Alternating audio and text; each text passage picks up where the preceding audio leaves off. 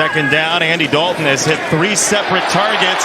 This is a repeat, and it's the right guy. Olave, touchdown.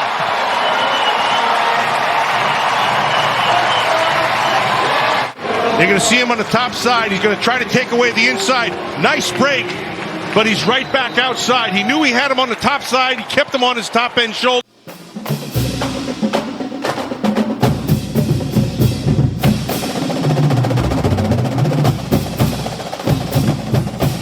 Hello and welcome into Tigers Roar. I am Jonathan Poche, joined as always with the Bud Man, Buddy Songy, here from Old School Barbecue, 10655 Coursey Boulevard. Come check it out.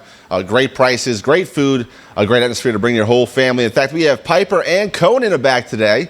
They're being good for us as we tape here on Tigers Roar. How you doing, Bud Man, on a Tuesday? Good to see you. Glad to show all of you the highlight of the Saints game. Holy cow. They score early and then don't score again. Georgia with an incredibly impressive run. Only the second team in SEC history to ever go 15-0. And I've got to call Kirby a new name. Kirby, I'm really smart. That's right. Back-to-back championships. LSU baseball on the horizon. I'll give you some tidbits from Jay Johnson today. Tonight, LSU and Florida in the Pete Maravich Assembly Center. Don't want to overemphasize, must win for Matt McMahon and the Tigers. And Sunday, Simone Augustus, one of the few athletes and the first female to ever get a statue. That statue's unveiled, 12:45, and they are trying to pack the PMAC. Sell out for Simone as they play host to Auburn. Lady Tigers all the way up to number 5. A lot to talk about. Good to see you once again, JP. Lady Tigers 16-0, all the way to number 5, as you mentioned. We're going to hear from Coach Matt McMahon later on in this program, his press conference from yesterday as we tape here on the 10th of January, a Tuesday. Also talk some NFL playoffs. The wild card weekend has set some pretty good matchups, Bud Man. We'll talk about the AFC and the NFC. Of course, we know that the Saints season is over. They lost to the Carolina Panthers this past weekend at home, 10-7. You saw the one highlight from the game. That was in the first quarter, almost 11 and a half minutes left in the game when they scored. You didn't really recognize that Saints offense that was clicking in the beginning, but then they showed up and didn't score again the rest of the game. Fall to a bad Panthers team, gets swept for the first time since 2015 by the Panthers. It's time to kind of rebuild some things for the Saints. Coach Dennis Allen did recap the season, said a lot of decisions are still up in the air, including the quarterback position, including the offensive coordinator spot, and a whole lot more. So we will talk some Saints later on this program and a whole lot more LSU basketball, both men's and women's, and we'll also recap the 2022 season for the football team, Bud Man, which turned out to be a 10-win season for Coach Brian Kelly. And I think it is plainly obvious, even to the most casual observer, that the SEC West goes through Tuscaloosa, and the SEC Championship right now goes through Athens. Of course, they've got an advantage when Georgia makes it as the East representative playing in Atlanta. They had a great turnout last night. Unfortunate, not much of a game.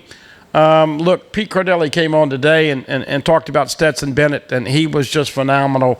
Tied Joe Burrow's record of 6 touchdowns in the championship game. Joe had 5 passing and obviously 1 running. And last night, Stetson Bennett with 4 touchdown passes and, of course, 2 running.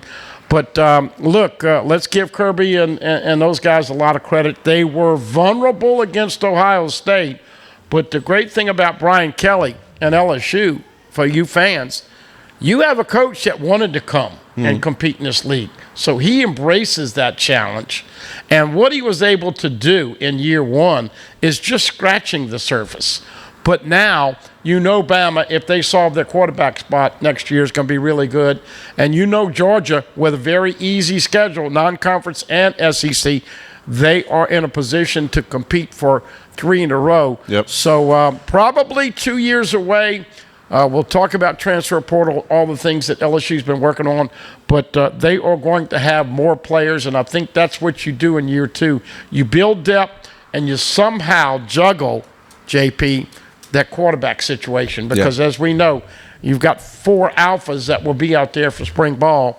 with Jaden Daniels coming back, Nussmeier, Walker Howard, and, of course, Ricky Collins coming in. So more about that title game last night. 65-7 was the final. TCU completely outmatched by the Georgia Bulldogs. Started very early for the Bulldogs, and once they started leaning on TCU started trying to press the ball down the field. That big deficit early kind of set those pass rushers loose, pin their ears back, out of their quarterback. A bunch of turnovers. TCU. Duggan did not have his best game. Felt bad for that kid. A guy who's hung tough all season for a team that, you think back, they barely walked off a field goal win against Baylor, and then they beat the Big 12 champ, the Big 10 champ. They just didn't have their best game, but man, unfortunately for them, Georgia did. They're a very good team that beat a good Ohio State team without playing their best. And you heard a lot of coaches talk about, when you're able to do that, the next week of prep, you're kind of able to laser focus your guys in. And Georgia looked like a team that had been there before. Stetson Bennett looked as calm and confident as ever. And I kind of want to talk to you about Stetson Bennett a little before we take this first break. And he receives a lot of hate, bud, man. The guy's won 2 national championships. He's an undersized quarterback that waited his turn to play, a transfer kid that, is 25 years old. A lot of guys say that he's just throwing, easy routes to 4 and 5-star guys all over the field. I thought Stetson Bennett was a fantastic game manager the last entire 2 seasons. But to go 15-0 this year, the way they were able to come back against Ohio State in the playoff game, and to put it all together in championship, I believe he deserves an opportunity to play at the next level. I just don't know if he's worth a draft pick, even in the 5th or 6th round, being so undersized. And he is a very smart football IQ, but not great arm strength. Good decision maker, finds those windows in college, but as we know, those NFL windows are much smaller. 5'11 and a half, about 190. We were talking about Walker Howard, how he needs to get bigger, and lo and behold, Walker is bigger than that. But he played bigger than that last night, and we know that Georgia at the line of scrimmage was dominant. Not sure what we got there. There we go. Not sure what we had. I don't know if that was a logo for Dynasty. Is it too early to talk about the Georgia Dynasty? And secondly, we ask the question, who plays quarterback for them next year, and do they have a chance to repeat? Alabama, if they solve their quarterback situation, they're going to be really good. And look, let's give Kirby, I'm really smart right now, a lot of credit. He learned from Saban. He knows what it takes. Yep. They spend as much money, if not more, than anybody in the country. They've got a couple of wide receivers that they bought to come in for 2023, one from Mississippi State and one from Missouri. So the question that you have, JP, after you go back-to-back, do you stay hungry? Do you have the human nature of those guys to handle it? And one of the things that I liked about what Coach Smart said this morning in the post-press conference, as you have it the day after you win it, he wants guys that hate to lose. Yep. And that's what you got to have. Look, with all the things going on right now, you can't have people worried about your NIL deal. You can't have people worried about all. You've got to focus in and an excellent. Now, look, they did not play their best against Missouri or Ohio State or some other games. But there's a lot of consideration and talk about, and this is what people do. Do they measure up to the 2019 LSU team? And my answer to that is it's too early to try and jump in and compare and contrast. I know this, LSU beat 1, 2, 3, I think, going into that stretch. Georgia certainly had an easier route. But look, folks, 14 of the last 17 college football champions, regardless if it's CFP or BCS, SEC, That's right. It just means more, That's JP. right. They say it, but it's true. It means more in this conference. Well, we have a lot more here on Tigers Roar. We have to take our first break of the evening, but don't forget, check us out on YouTube at youtube.com/Pelican Broadcasting. A great way to keep up with everything we do here at the Pelican. Go ahead and click subscribe and click notifications so you know everything we post something new here on the Pelican. Once again, youtube.com/Pelican Broadcasting. Our first break of the evening. We'll come back, talk some LSU football. Don't go anywhere. You are watching Tigers Roar.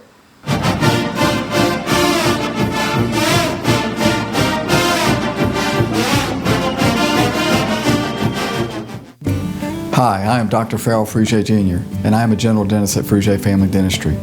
I was born and raised in Baton Rouge, Louisiana. I went to Catholic High School, LSU, and LSU School of Dentistry in New Orleans, where I received my DDS degree in 1986.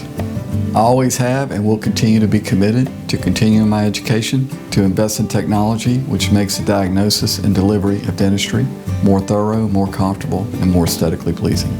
In our practice, we are here to serve the patients. We want to improve their quality of life and to develop relationships with our patients. In dentistry, we have a chance to impact lives on a daily basis, not just by doing dentistry, but by getting to know them and being a part of their life. We also believe in giving back to our community. So every year, we give back to the Greater Baton Rouge Food Bank, Toys for Tots, and Mary Bird Perkins Cancer Center. Please stop by and visit our office. We would love to take care of you and your family.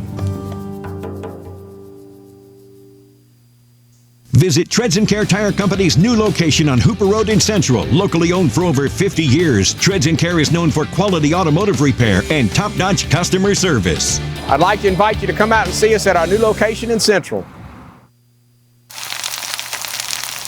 You can't smell it, but you can almost taste it. And whether it's for a family get-together or a game day feast, having Manda in the mix always sounds good.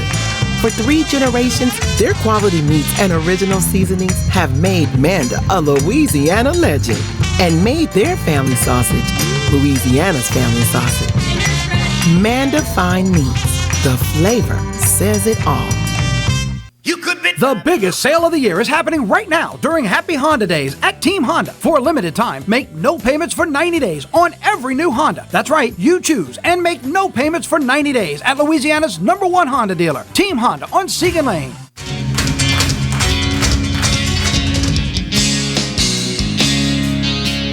Hey now, give it your best, put the broken lies to rest.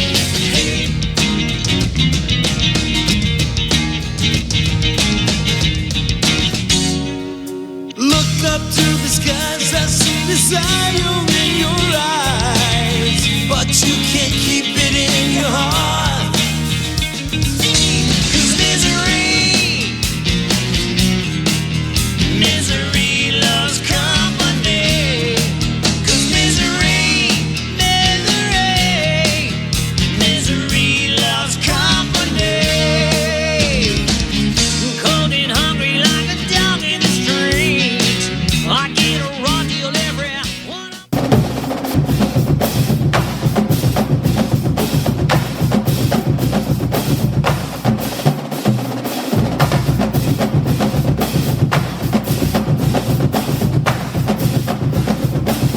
And we continue here on Tigers Roar. I'm Jonathan Poche, joined by the Budman buddy Songy. We're here at Old School Barbecue, 10655 Corsi Boulevard. Come check it out for lunch and ask for the Boss Hog pulled pork sandwich. It's a great deal, 2 sides and a drink with a sandwich that's to die for. But man, come check it out. It is awesome. I mean, it smells great when you walk in. The Boss Hog pulled pork sandwich here at Old School Barbecue. You heard Stetson Bennett did not make it to the media opportunity this afternoon, or this morning, actually. Of course, L.A. is 2 hours. But he did not show up. They had to call Brock Bowers in from the bullpen. He got so excited, and you could tell all the emotions. This is a hell of a story. Yep. First of all, does he get drafted or is he undrafted free agent? I think he gets drafted. I think a team takes a flyer on him late, maybe the 6th, 7th round, maybe. There's been worse players drafted than Stetson Bennett. I promise you that. Does he stick with a team next year? I think he'll be on the team next year. We'll see the situation he lands in. I think he will be on a team next year somewhere. So he's going to help your football team. A smart player, a team, a locker room guy. Yeah. That's not going to be a distraction. I think he'll get an opportunity, but man. And you can't blame him for getting shafosed after that game last night, and certainly that is. He's a folklore hero forever in the state of Georgia. He will never pull his wallet out to pay for a drink or something to eat. But let's concentrate on Baton Rouge over here. Yeah. I still think it's a tribute. When you see the talent, when you see 14 of 17 national champions coming from this conference, it tells you that Brian Kelly has adopted the expectations and embraced everything that we are expecting here. And in year 2, what do you want to see as far as major improvements for LSU? Well, another 10-win season would be great. Definitely competing for the West again. Beat Bama this time in Tuscaloosa. That'd be really nice. Want to see a more consistent offense that doesn't rely on Jaden Daniels just tucking and running so much. With all the talent on the outside, Denbrock has to find a way to sustain drives that doesn't rely on Jaden Daniels' legs, because, I mean, we were surprised how long he did last this season without getting hurt with some of those shots he was taking. Defense needs to get after the quarterback. It's all about the pass rush. Obviously, they're going to have a good defensive front again, led by Mason Smith, who is going to come back and tear it up, no doubt. Can he stay healthy? Let's give him a break for a change, man. I tell you. Look, I agree with all of that stuff, and let's spit it out. First of all, you got to clean up on special teams. Absolutely. And so let's hope that Brian Poley and the special teams coaches can get their act together and get appreciably better there. Secondly, I think you've got to develop depth in the trenches. Now, we keep using Georgia as a comparison. Stetson Bennett got sacked 9 times this year. Yeah. LSU quarterbacks got sacked 45 times this year. So, got to protect the quarterback. And this is going to be interesting to see with Lance Hurd coming in here and Emory Jones moving inside to the guard, that how much better they will be on the offensive line. Here's something that I've been saying for a long time, JP.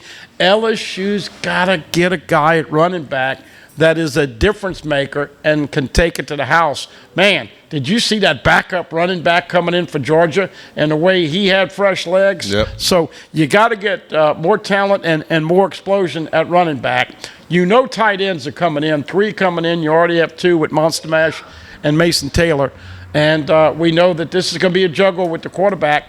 But look, Kirby and Georgia also showed if you can develop the line of scrimmage and be as good as anybody in the country there, then you can be kind of conservative and run it and pass it and be balanced. Well, LSU did put out a video recap of the 2022 season on their social media. I want to show it to you guys here on Tigers Roar. It's really great. Here is a recap of the LSU season as they put it out, LSU football.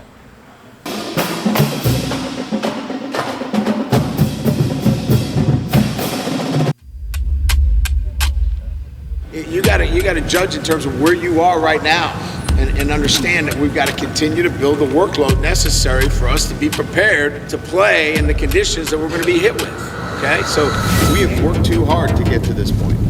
Everybody's sacrificed. Everybody's put in the time and effort. Coaches, staff, everybody that's been here. So now it's about being smart.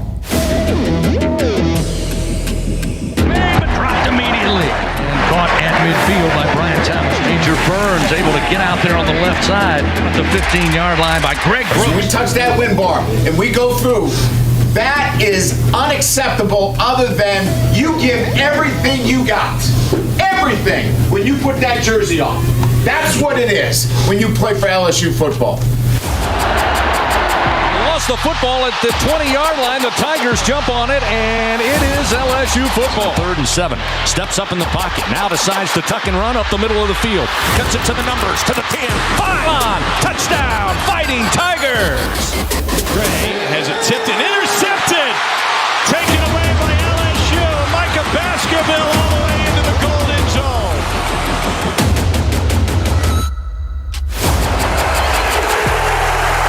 4th and 3, gonna loft it downfield. Neighbors again, goes up and gets it. It's been Rodgers with the ball, pressure comes, he'll be dropped again.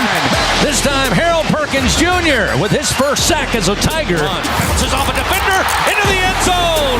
Touchdown, Fighting Tigers. That's inside the 40, 35 down the sideline. The Tigers, he'll be sacked inside the 20, back at the 17-yard line. A little bit of a hole, breaks a tackle at the 41, down the middle of the field, runs into traffic at the 15, breaks away at the 5, and he's into the end zone. Touchdown, Fighting Tigers, 49-yard run for Noah Kane. We go on the road against Auburn. We have an SEC game now for the next 4 weeks in a row.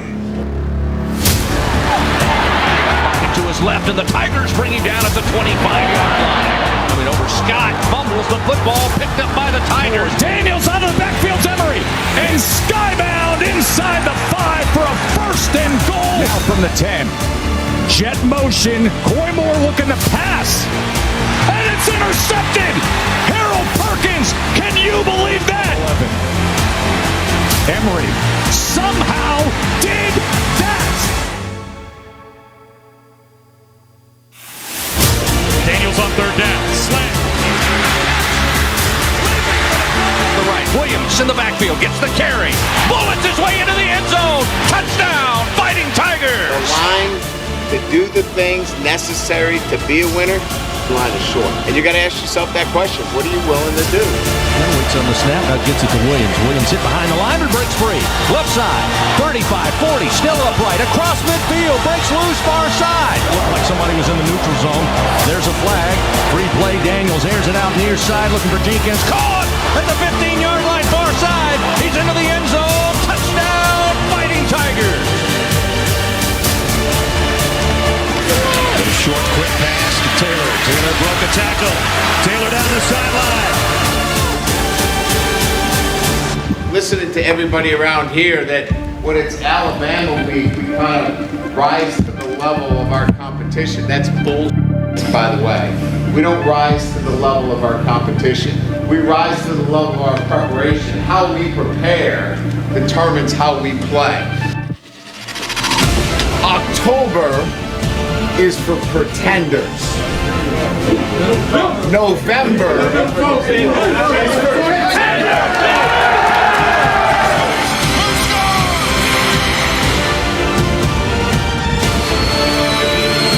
Daniels for the win. Gone. It's gone. LSU does it.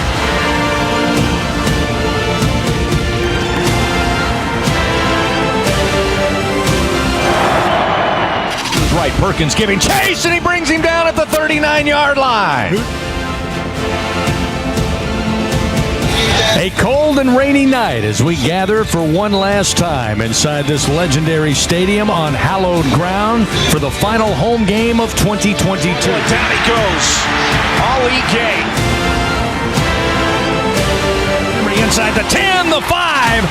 Touchdown, Fighting Tigers. After surprising the college football world with a 9-win regular season and capturing the SEC Western Division, now the opportunity to play for an SEC championship. First down and 10, Daniels with time, throws the football, caught at about the 38-yard line, rather the 42-yard line. Keyshawn Booty breaking through tackles, inside the 10, the 5. Touchdown, Fighting Tigers. Chance to put a fitting cap on the 2022 season as we get set for the 2023 Cheez-It Citrus Bowl featuring the Purdue Boilermakers taking on your number 16th ranked Fighting Tigers of LSU. Hello, and they'll hand it off to Kane. He has a huge haul, and right down the far side hash, he'll find the end zone. Touchdown, Fighting Tigers. Daniels keeps off the left edge. Middle of the field, stays upright. Still going inside the 15. Looking to throw. Malik throws downfield. Catch made by Lacey at the Purdue 23-yard line. Breaks a couple of tackles towards the end zone. And on a tip drill, going to be intercepted by Wilson. LSU has it at the 1-yard line. Wilson stiff arms a man at the 20. He's got a caravan near side. He's to the 40. Across midfield. Nothing but Tigers in front of him. One man to beat. Cuts inside at the 25. And he will take it to the house. This isn't a transition. This is who we're going to be and what we're building forever.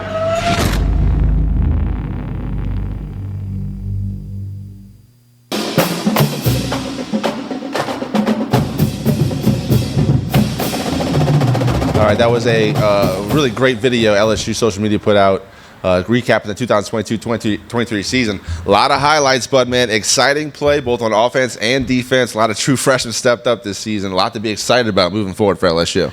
Most of the offense coming back. Keyshawn Booty, that was his best play of the year. Finally healthy. Finally had that extra gear and looked like number 7. Of course, we know he is going to the NFL. I think he's going to go second round. I don't think Booty will go first round unless he really gets his body in shape and runs under 4.4. Jeray Jenkins, leading touchdown receiver for LSU. He's not back. Nick Storrs and some other guys at tight end, but for the most part, most of the guys back on offense. As we alluded to, Lance Hurd is coming in. He will be a factor. Anthony Bradford also leaving, going to the pros. I think he's going to probably have a weight clause in his contract because he can flat out get up there in the 365, 370 range. But they will replace him. You put Hurd at right tackle. You move Emory Jones inside at guard. That's not going to be a problem. Daniel's back. All the quarterbacks back. John Emery coming back. Noah Cain, who had 10 rushing touchdowns this year, coming back. Josh Williams didn't play in the Citrus Bowl. He's coming back. And, of course, Armani Goodwin. Got to keep him healthy. Trey Holly and Caleb Jackson coming in.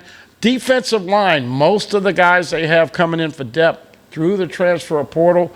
A ton of players. Deshaun Womack, a highly touted Jack linebacker coming in from the edge. Savion Jones, as you alluded to, Mason Smith, Mekhi Wingo.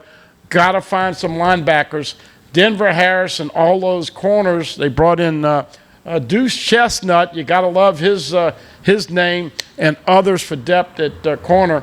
So Jay Bramlett back as the punter, and Damian Ramos will be a sophomore. Nathan Dybert, a sophomore. So LSU, if they can find some linebackers, I think they're going to be pretty happy. Yeah. The question is, can they get to 2 deep where they're happy? And then the following year, can you get to 3 deep? If you looked at Georgia and the championship teams, JP, you go 3 deep across the board, and an injury does not cause you havoc. A long way to go, but certainly a great first year with Brian Kelly in Baton Rouge. Yeah, and getting back to your question from the previous segment, and if you missed any part of this show, go check us out on YouTube at youtube.com/Pelican Broadcasting. But in the last segment, Budman, you brought up the comparison, 2019 LSU to 2022 Georgia team. There's only one number that I'm going to throw out to that argument, 502. 502 yards this LSU team was able to get through the air against this Georgia team, 2022. Just imagine what Joe Burrow would have done to that secondary with Jamar Chase and Justin Jefferson, Thaddeus Moss. You go through the Terrence Marshall. Would have shredded him. Bud, man. Yeah. Well, and look, the other thing is that LSU did not have a perfect season, but I don't think they were ever trailing in the fourth quarter. Georgia had to pull some magic out to beat Missouri on the road and some other close games. And look, this, when Ohio State had a chance, they were up 14 in the fourth quarter, and Georgia found a way to win. But, yeah, I'm partial, too. When you look at what Burrow, Chase, Jefferson, all those guys doing at the next level, and then you look at the quality of teams they played. I think they played the number 1, 2, 3, and 4 seeds in that playoff run. So we know that none of that really matters. Everybody's going to talk about the 01 Miami team and 2020 Alabama team. Bottom line is back-to-back, first time since Bama did it in 11 and 12. And we also know that LSU will have a tough opener. Yeah. Florida State and Mike Norvell has really, really done a great job in the portal. So guarantee you folks that opener in Orlando, Camping World Stadium, same place they ended, will be a very, very competitive game, JP, between two teams that are preseason in the top 10. I'm thinking 7 or 9, 8 and 10, somewhere in that neighborhood for both LSU and Florida State before that season next year. I don't know if you've seen it, Bud, man, but Mike Scarborough tweeted out Georgia's schedule for next season. Have you seen it? It's cupcake everywhere, huh? It's about the easiest schedule you could possibly contrive while playing in the SEC. Unreal how they can get all these games at home. The only competitive games are all at home for Georgia. I'm going to find it for you guys real quick. By the way, LSU playing at Missouri. They just played at Missouri in 2020, and yet the conference says, we try to be fair and this and all that. There's no doubt when you are a top dog, whether you're Bama or Georgia, you get the perks. And I'm sorry, Alabama fans. If you don't realize there's bias in the office of the SEC, then I don't know what to tell you. And, by the way, all you yahoos from Alabama, you didn't deserve to be there. You didn't have a chance to get there because you got beat by Tennessee and LSU. And Nick Saban looked pretty good on TV. Can we put Lee Corso to bed? No disrespect to that coach, but I think his time has been done, and I do think ESPN it needs to take him off. He's just he's just too foggy. But Saban is going to be fantastic on TV once Miss Terry lets him quit coaching and go do TV. So setting it up for the three-peat, I'm going to read off Georgia's schedule for next season. Okay, starting off with UT Martin at home, Ball State at home, South Carolina at home, UAB at home. Then they're on the road against Auburn, back at home against Kentucky, at Vanderbilt. They got the bye week. Then they're against Florida. Then they're hosting Missouri, hosting Ole Miss. They're at Tennessee, and they're at Georgia Tech. So out of the entire schedule, maybe at Tennessee will be a competitive game, maybe a game we're not favored by 14 points. Like, the three-peat is set up for a go for Kirby Smart. Yeah, like I said, I don't want to get into the SEC and scheduling, but by the way, LSU schedule, Arkansas and Ole Miss are early in the year. They usually are in the back end. Yep. The Tigers finished 5 of their last 6 at home, playing a neutral site in Orlando, which, of course, is going to have a sellout crowd. There's no doubt that place will be packed with Seminole fans doing da-da-da-da-da. And then you get Grambling, Mississippi State, and some early games. But LSU's got a favorable schedule, too. And right now I'm looking at minimum 9 or 10 wins for LSU in 2023. We will take another quick break here on Tigers Roar. We'll come back and talk some LSU basketball. Make a little transition to the hardwood. Come back and join us after this break. You are watching Tigers Roar.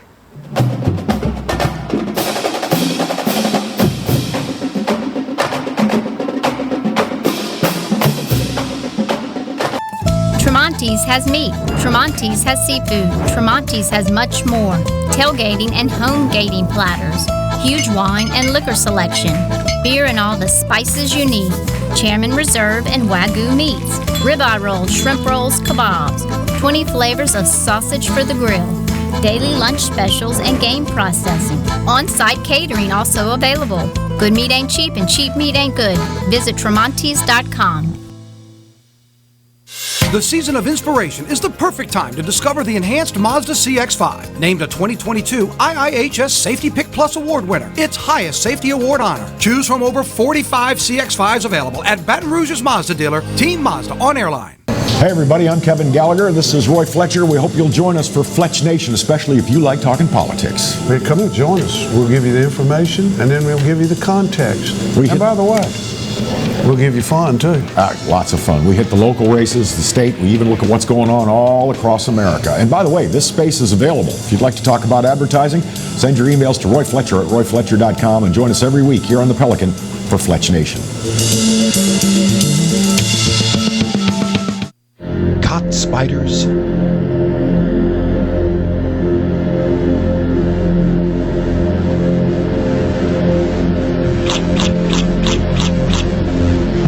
Premier Pest Services.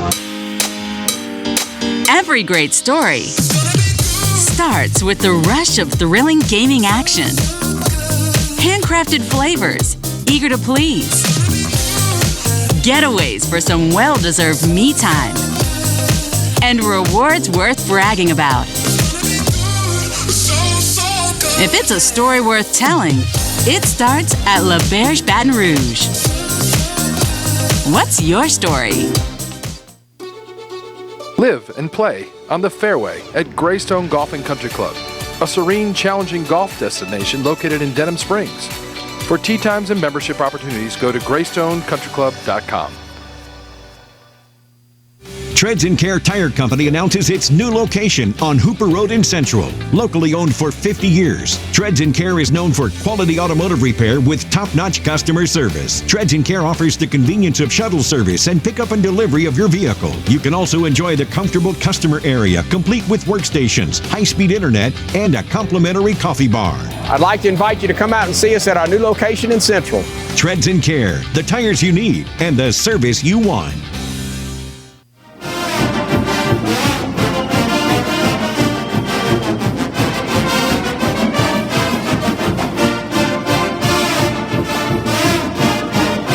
We continue here on Tigers Roar. Jonathan Poche, Buddy Songy here at Old School Barbecue. I want to thank Pelican Management and Old School Barbecue for hosting Tigers Roar each and every week. Come check it out. Great food, great atmosphere, good prices. Old School Barbecue, 10655 Coursey Boulevard. But, man, trying to transition from football to basketball, LSU basketball, been playing. Coach Kim Mulkey's women, undefeated, 16 and number 5 in the nation. But Angel Reese, for the 4th time already, is the player of the week. But here's what I think teams are going to do with both the men and the women. They're going to double Angel Reese, and they're going to double KJ Williams. LSU plays Florida in the Pete Maravich Assembly Center, and at 6 o'clock. You hate to say a game this early in Matt McMahon's career is a must-win, but, man, they play at Alabama.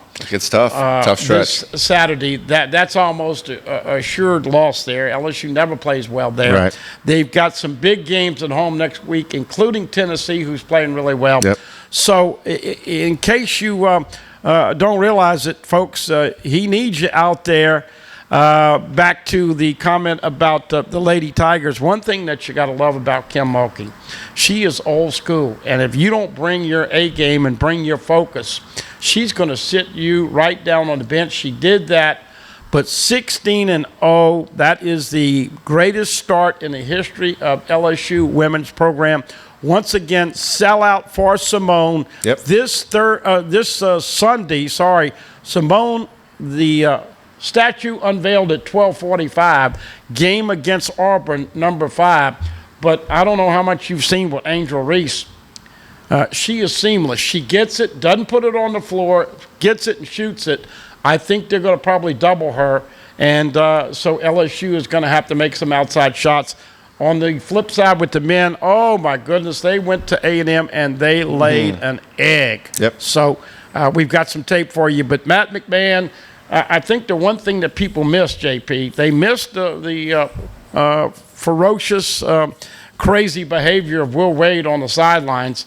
Matt McMahon's just so laid back and calm. Yep. He's not arguing with the referees. He's coaching it at halftime. Speaking of that, John Calipari.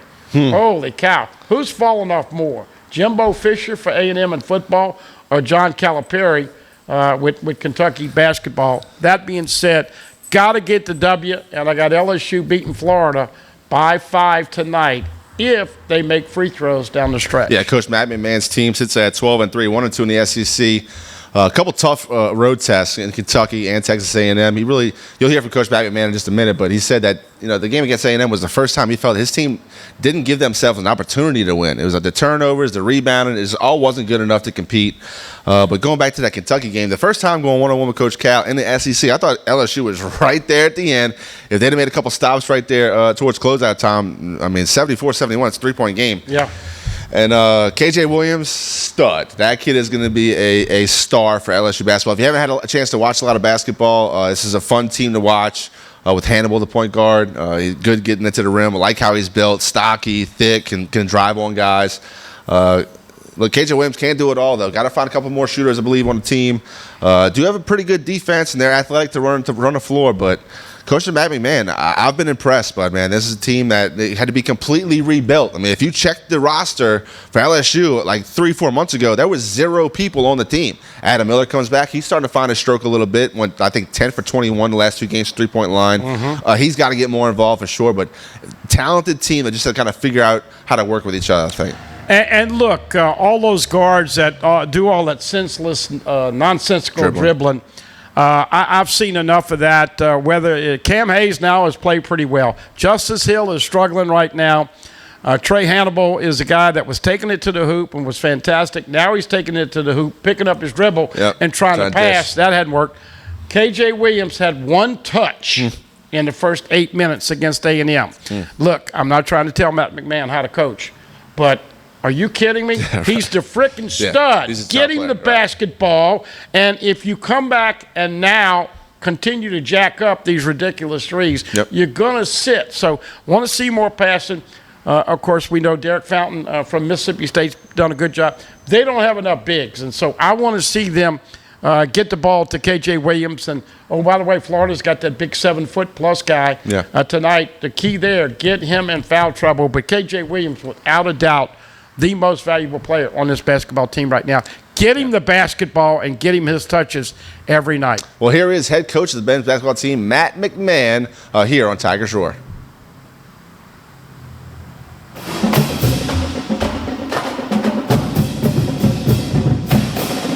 Really excited to be back home tomorrow night.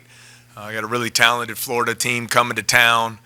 Our first home game versus Arkansas in league play had a huge crowd and an awesome environment. Hoping to have the same tomorrow night against Florida. I think this past weekend, great learning experience for our team. Disappointing result and performance. Really the first time this season we didn't give ourselves an opportunity to be in a game and to have an opportunity to win the game. So I think we'll take away a lot of lessons from that and work to get better as we prepare for tomorrow night.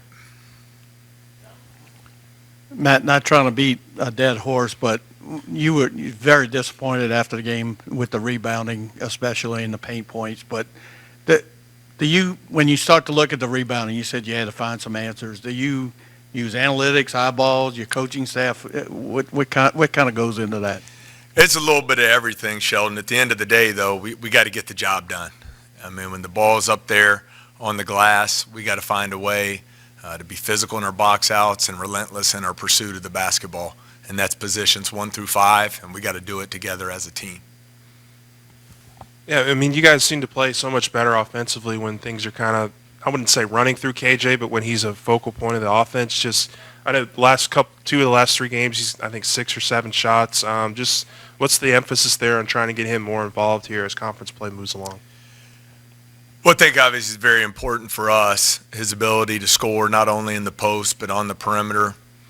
Credit to A&M. I thought they did a really nice job with their double teams and some of their coverages to limit his inside touches. So we have to do a better job of identifying some of those passing angles. I was, in retrospect and studying the film, we had some opportunities where there were some switches. And instead of taking advantage of that inside, we took some tough shots on the perimeter against the big on the switch. So I think we have to continue to learn there. But the other area where KJ's very good is he's a willing passer. And so he needs to touch the basketball and enable not only him to have scoring opportunities, but when we did play through him on Saturday, it opened up shots for other players as well. Coach, what's the key to slowing down a guy like Colin Castleton, and does facing Sheboy last week kind of, help in the preparation for someone like that?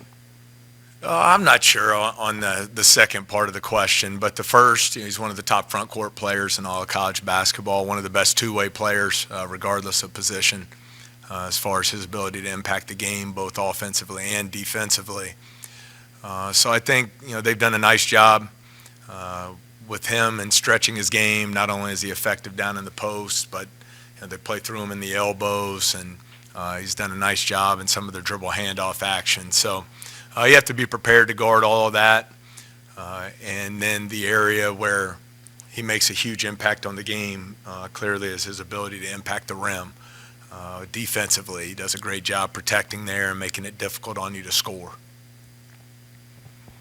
Adam Miller had a much more, efficient performance this past week. Was it nice to see him sort of get the ball in the basket a little bit more efficiently in this game? And are you still comfortable with him with his high shot volume? Yeah, disappointing results with the 2 games on the road last week, but one of the positive takeaways after a rough stretch of shooting for Adam, he goes 10 for 21 from 3 in the 2 games. And I thought we did a better job of creating some open looks for him. I thought his movement without the basketball and his screening was much improved, and that led to some of the easier looks. And I'm all for him shooting as many high-quality threes as we can create for him, and that he can get open with his movement without the ball. I think you touched a little bit on it Saturday, but the 2-point shooting, I think you guys fell a little bit back down to earth there with the 8 of 27 effort. But just what was it going back and looking at the film? Were you guys getting the shots that you wanted, or is there some stuff there that you feel like you can improve on? First off, I would give Texas A&M great credit for their verticality around the basket. I thought they put a clinic on there in making some of those finishes difficult at the rim. With that said, we got to do a better job of finishing those plays. I do think we settled for a couple tough mid-range shots when we had maybe that next extra pass that would have led to an open three or a dump down to one of the bigs around the basket. So I think we'll learn from that, from yesterday's film study and player development work. But that's obviously a concern going into tomorrow night, because one of the many strengths of Florida's team is their two-point defense, anchored by Castleton's ability to protect their basket. Yeah, Coach, do you feel like these last two games are kind of a positive in the sense that now you're going to learn how do you guys respond to adversity? I don't think it's ever a positive to lose. So I would rather us learn through finding ways to win games. I thought there were a lot more positive takeaways, though, from the loss in Lexington versus Saturday's defeat. As I mentioned in the opening there, it's the first time this season that we didn't have an opportunity to win. And so, I think you will find out about our team.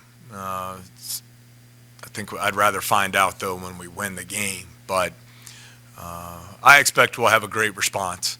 I think our players are disappointed in the way we played on Saturday, and I think we'll have a great bounce back. I think our preparation will be much better, and we hope that'll lead to a better result tomorrow night. No, he got in foul trouble early, but Trey was the only guy that was in the positive, in the plus-minus for you. How did you feel like he played when he was able to stay on the court for a while? Well, I thought, Sheldon, you saw his explosiveness and ability to get to the rim. He didn't finish those plays as well as he did in the first two SEC games. The positive there is that he got there with his ability to get downhill off the bounce. But we need him on the floor. He's a guard who can rebound, which we know is an area we have to improve upon. He's a guard who can get to the basket and finish plays.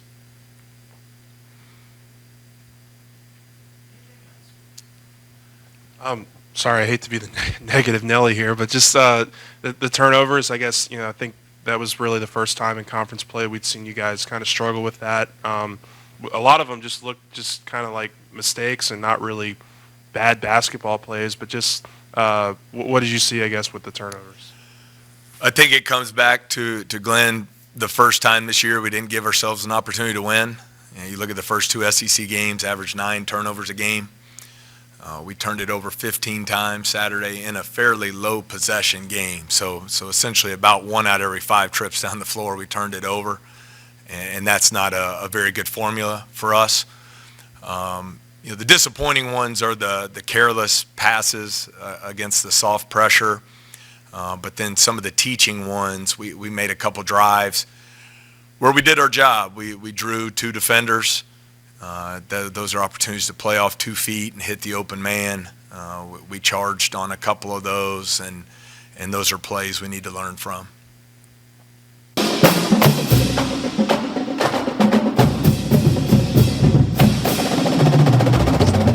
And that was head coach Matt McMahon, LSU Tigers. In his first year for the Tigers, they do take on Florida Gators tonight, 6 o'clock as we tape here on the 10th of January.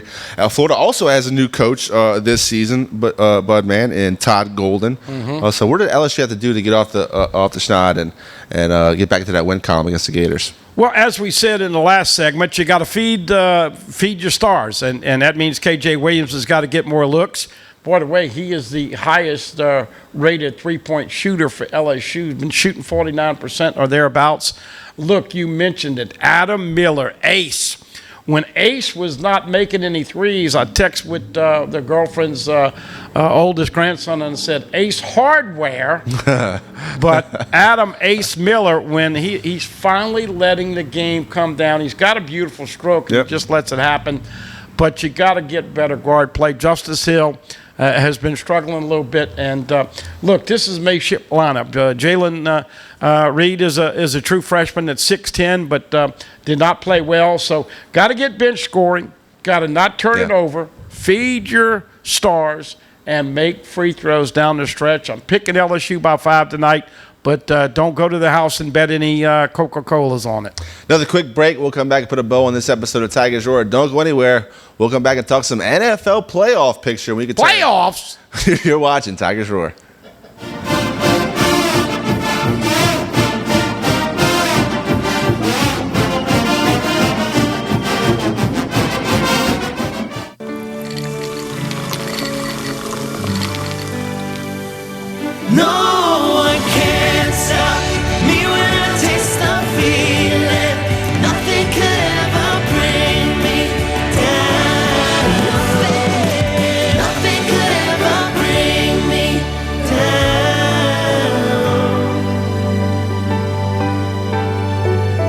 miss the feeling. Hello guys, it's Debbie. It's time. I've got a brand new location. 10510 Airline Highway, Baton Rouge, next to After 5 Tuxedos. We have the perfect spot to get all your wedding and formal wear needs. Come see our one-of-a-kind name brand and get great prices. With 30 years experience, the best customer service anywhere. It's Debbie's Bridal, Airline Highway, Baton Rouge. See you soon. Hi gang, Clarence Buggs here, inviting you to come by Old School Barbecue, 10655 Coursey Boulevard, where we tape the show live every Tuesday, Wednesday, and Thursday at 11 o'clock. Come by and feast on news, sports, current events, love of God and country, and lots of common sense, along with some of the best barbecue anywhere on the planet. 10655 Coursey Boulevard, Old School Barbecue, home of the Clarence Buggs Show. Bolello's Furniture and Appliances, your dependable independent. Depend on us for service, for selection, for price. Get huge Whirlpool savings. Shop now and save on Whirlpool appliances throughout the store. Plus, experience our price match guarantee and ask about special financing. You can depend on the know-how of people who live appliances every day. Bolello's Furniture and Appliances, your dependable independent with nationwide buying power. Live and play on the fairway at Greystone Golf and Country Club, a serene, challenging golf destination located in Denham Springs. For tee times and membership opportunities, go to GreystonecountryClub.com. You could be driving. Now's the time to save on new Accords during Happy Honda Days at Team Honda of Acadiana. Get our lowest prices and biggest savings on our largest selection of Accords this year. Hurry in and save during Happy Honda Days at Team Honda of Acadiana, I-49 just south of Opelousas.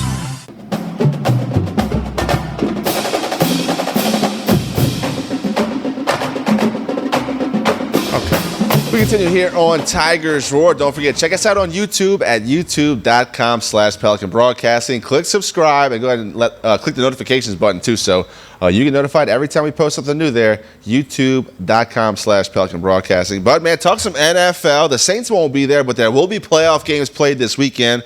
A great wild card weekend. A slate of games starting with 2 on Saturday, 3 on Sunday, then 1 on Monday. But, man, we'll go through the NFL wildcard round first, starting with Saturday, the Seahawks and the 49ers. Geno Smith versus Brock Purdy. Not the matchup you would expect with those typical very good NFC teams. And that's why Stetson Bennett will get a look. Exactly. Because Brock Purdy, wasn't he Mr. Irrelevant? Mr. Irrelevant. Okay, and so he's starting for the 49ers. They've had a bunch of injuries, obviously.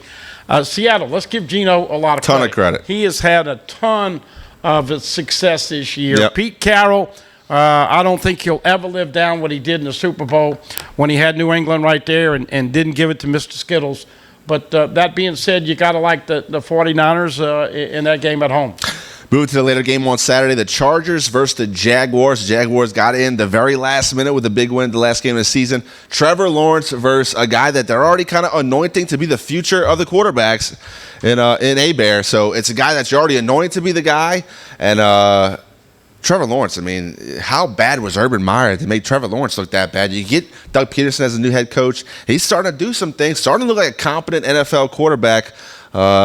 I still like the Chargers in this game. Yeah, Justin Herbert has had his moments at the quarterback spot. They lost a game and got some injuries. Look, Sean Payton was looking at the Chargers, and then they got hot and made it to the playoffs. But as we said, another interesting matchup with two guys. Look, I'm not buying Herbert is going to be better than Joe Burrow. I'm sorry, not buying it. Of course, Tua's in there. Let's not sleep on Mahomes. Tom Brady, this goes to show you how bad the NFL is this year. Tampa Bay got in with a losing record at 8-9. A very, very poor NFC South division this year. Moving to Sunday, the noon game, the Dolphins versus the Bills. Dolphins were really hot, 8-3, had a stumble. They kept on rolling down the hill. They do get into the playoffs. There was talk about firing the head coaches. They didn't make it in. I like Coach Daniels, but I do too. But the Buffalo Bills also didn't live up to expectations. They're in the wild card. Josh Allen, of course, they're playing for a purpose now with the whole DeMar Hamlin situation that has unfolded in the last couple of weeks. But the Dolphins, Bills, who you got? By the way, in case you missed it, Damar Hamlin was earlier the last couple of days moved over from Cincinnati over to Buffalo in another hospital, and obviously I know they appreciate all the prayers and love. I think it bonded this country. I think it bonded this world, and it shows why we all love football so much. It gravitates us regardless of what you believe in.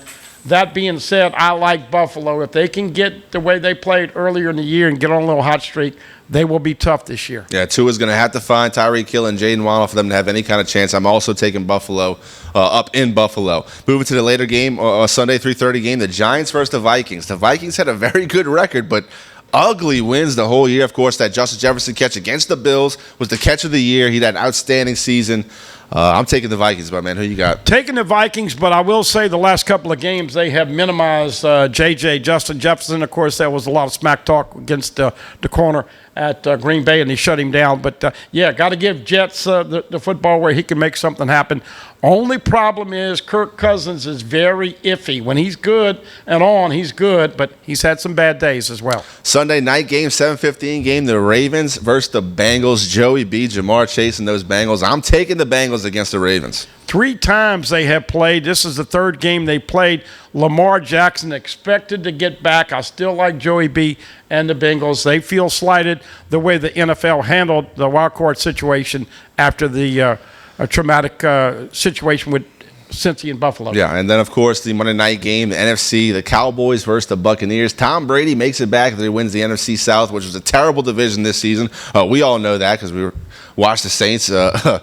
Anyway, so the Cowboys, Dak Prescott, got to kind of get things moving. A lot of pressure on Dak in that offense. Look, they gave him the big contract after the injury. He's not the same quarterback as he was before. Doesn't use his feet like he was doing in seasons previous. So it's going to be a tough game for both sides, but I'm taking the Buccaneers. I love those Cowboy tears.